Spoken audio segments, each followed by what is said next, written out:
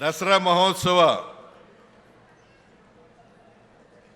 9 ದಿನ 10 ದಿನ ಅಲ್ಲ, 11 ದಿನಗಳು ನಡೀತವೆ. 2ನೇ ತಾರೀಕಿಗೆ ಜಂಬೂ ಸವಾರಿ ಇರ್ತಕ್ಕಂಥದ್ದು, ಟಾರ್ಚ್ ಲೈಟ್ ಪರೇಡ್ ಇರ್ತಕ್ಕಂಥದ್ದು 11ನೇ ದಿನಕ್ಕೆ.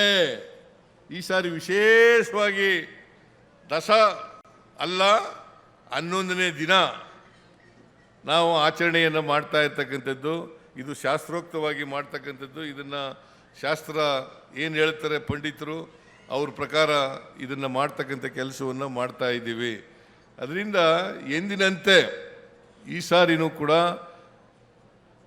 ದಸರಾ ಮಹೋತ್ಸವವನ್ನು ಭಾಳ ವಿಜೃಂಭಣೆಯಿಂದ ಸಡಗರದಿಂದ ಸರ್ಕಾರ ಆಚರಣೆ ಮಾಡ್ತಾ ಇದೆ ಅಂತಕ್ಕಂಥ ಮಾತುಗಳನ್ನು ಹೇಳಲಿಕ್ಕೆ ಬಯಸ್ತಾ ಇದ್ದೇನೆ. ಈ ಸಾರಿ ಒಳ್ಳೆ ಮಳೆ ಆಗಿದೆ. ಕಳೆದ ವರ್ಷನೂ ಒಳ್ಳೆ ಮಳೆ ಆಗಿತ್ತು, ಈ ವರ್ಷನೂ ಒಳ್ಳೆ ಮಳೆ ಆಗಿದೆ. ಕೆರೆ ಕಟ್ಟೆಗಳೆಲ್ಲ ತುಂಬಿದವೆ, ಜಲಾಶಯಗಳೆಲ್ಲ ತುಂಬಿದವೆ. ಜನರ ಮುಖದಲ್ಲಿ ಮಂದಹಾಸ ಇದೆ,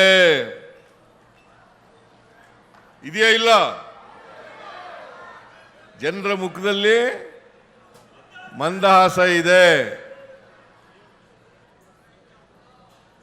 ಈ ಸಾರಿ ವಿಶೇಷ ಏನಪ್ಪ ಅಂದರೆ, ಮಹಾತ್ಮ ಗಾಂಧೀಜಿಯವರು ಅಧಿವೇಶನ ಮಾಡಿ, ಕಾಂಗ್ರೆಸ್ ಅಧಿವೇಶನ ಮಾಡಿ 100 ವರ್ಷ ಬೆಳಗಾಂನಲ್ಲಿ ಕೂತ್ಕೊಳ್ರಿ, ಯಾರಮ್ಮ